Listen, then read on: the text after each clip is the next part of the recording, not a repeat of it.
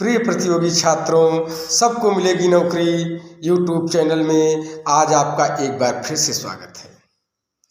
प्रिय प्रतियोगी छात्रों, आज मेरे कार्यक्रम का मुख्य विषय यह है कि आईएएस पीसीएस मेंस में प्रश्न कैसे अच्छा लिखा जाए कि अच्छे अंक की प्राप्ति हो, इसी विषय पर चर्चा करना है। तो प्रिय प्रतियोगी छात्रों, मैं आप लोगों को आज इस प्रश्न का उत्तर जो है इतिहास से बताना स्टार्ट करूंगा कि इतिहास में यदि प्रश्न कैसे पूछे तो उसका आंसर कैसे देना है। तो प्रिय प्रतियोगियों, आप लोग यह जान लीजिए कि इतिहास में क्वेश्चन का आंसर लिखने से पहले आपको इतिहास लेखन का अवश्य ज्ञान होना चाहिए। जैसे मैं आपको एक उदाहरण देता हूँ। एक क्वेश्चन ले लीजिए आप कि एक क्वेश्चन आया था, आईएएस में भी पूछ चुका है, पीसीएस में भी, इतिहास में, कि विलियम बेंटिंक के आगमन के साथ भारत में परिवर्तन का बयार महसूस किया गया। विलियम बेंटिंक के आगमन के साथ भारत में परिवर्तन का बयार महसूस किया गया। अब यह प्रश्न आ जाए तो बताइए आप लोग इसका आंसर कैसे लिखेंगे। तो इसमें इतिहास लेखन का जरूर आपको ज्ञान होना चाहिए कि यह जो प्रश्न कहा रहा है कि विलियम बेंटिक के आगमन भारत में परिवर्तन का बयार महसूस किया गया, यह साम्राज्यवादी भावना से प्रेरित होकर कहा गया वक्तव्य है। तो इसमें आप कैसे लिखेंगे इसका आंसर? तो आप ये लिखिए कि विलियम बेंटिक के आगमन के साथ भारत में परिवर्तन का बयार महसूस किया गया। निश्चय ही विलियम बेंटिक के आगमन के साथ भारत में परिवर्तन का बयार महसूस किया गया। क्यों? और उसमें आप उसके कारण बताइए कि उसने सती प्रथा का अंत किया, शिशु हत्या पर पाबंदी लगाई, ठगी प्रथा का अंत किया।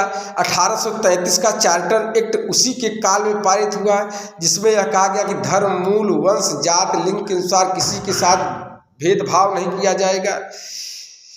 छोटे न्यायिक पदों पर उसने भारतीयों को नियुक्त किया। अंग्रेजी शिक्षा उसी के समय लागू की गई, लागू करने की बात की गई। प्रेस की स्वतंत्रता की बात की गई जो है।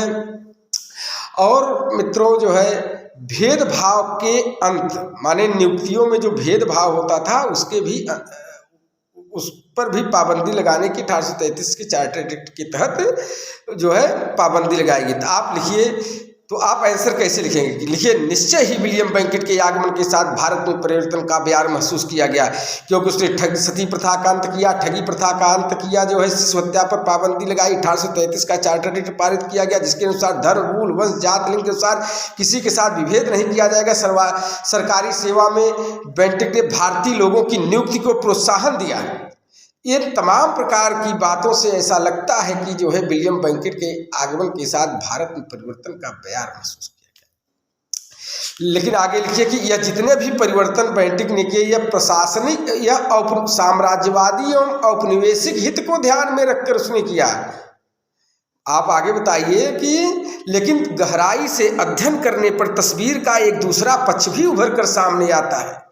विलियम बेंटिक ने जो भी सुधार कार्य किए जो है वह साम्राज्यवादी एवं औपनिवेशिक हित को दृष्टिकोण में रखकर, चूंकि वह उपयोगितावादी एवं उदारवादी विचारधारा से प्रेरित था जो है, तो उसने जो है छोटे स्तर पर भारतीयों की नियुक्ति को प्रोत्साहन उसने क्यों दिया? क्योंकि स्थानीय भाषाओं की समझ अंग्रेजों को नहीं थी जो है।